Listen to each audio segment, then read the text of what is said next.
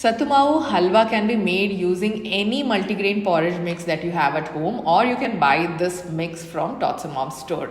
So in a pan, I am adding this Sathu Maavu flour and then a little ghee, dry roasting it until it gives a nice aroma. Children over a period of time outgrow the age of eating porridge mixes, but this is an amazing flour for them because it is immune boosting, weight gaining. So this is what I found out that I can make.